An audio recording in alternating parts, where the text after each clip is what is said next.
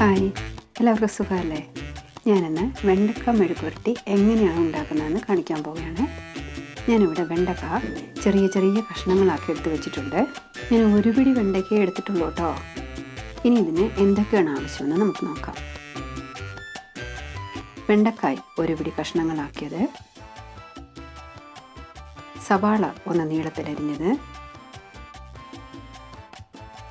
വെളുത്തുള്ളി 4-5 അല്ലികൾ അരിഞ്ഞത്, ഉപ്പ് ആവശ്യത്തിന്, എണ്ണ 3 ടേബിൾ സ്പൂൺ,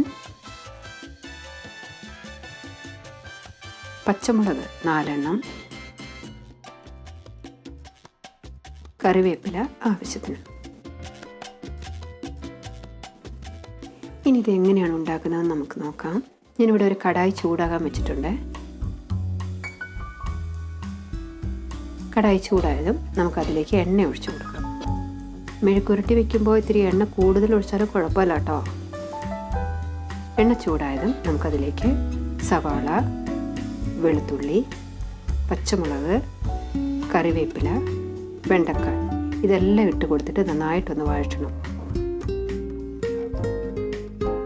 ഇപ്പോൾ ഇതിനാവശ്യത്തിനുള്ള ഉപ്പ് കൂടി നമുക്ക് ഇട്ട് കൊടുക്കാം.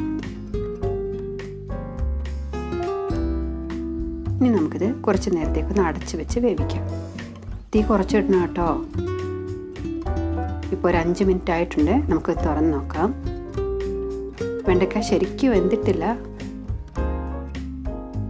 ഒന്നും കൂടി നന്നായിട്ടൊന്ന് ഇളക്കിയതിന് ശേഷം നമുക്കിത് കുറച്ച് നേരത്തേക്ക് കൂടി ഒന്ന് അടച്ച് വെച്ച് വേവിക്കാം. ഇപ്പം നമുക്ക് തുറന്ന് നോക്കാം. ഇപ്പോൾ വെണ്ടയ്ക്കൊക്കെ നന്നായിട്ട് വെന്തിട്ടുണ്ട്. ഇനി ഒന്നും കൂടി ഫ്രൈ ആയാലും കുഴപ്പമില്ല, നല്ല ടേസ്റ്റ് ഉണ്ടാവാന്. കണ്ടില്ലേ, ഇത് നമുക്ക് വളരെ എളുപ്പത്തിൽ ഉണ്ടാക്കിയെടുക്കാൻ പറ്റുന്ന ഒന്നാണ്. നിങ്ങളെല്ലാവരും ഇത് ഉണ്ടാക്കി നോക്കണേ. നല്ല ടേസ്റ്റുള്ള ഒരു വെണ്ടയ്ക്ക മെഴുക്കുവരട്ടിയാണിത്. നിങ്ങൾക്ക് ഈ വീഡിയോ ഇഷ്ടമായെങ്കിൽ ലൈക്ക് ചെയ്യാൻ മറക്കരുത്. അതുപോലെ തന്നെ ഷെയർ ചെയ്യാനും സബ്സ്ക്രൈബ് ചെയ്യാനും മറക്കരുത് കേട്ടോ.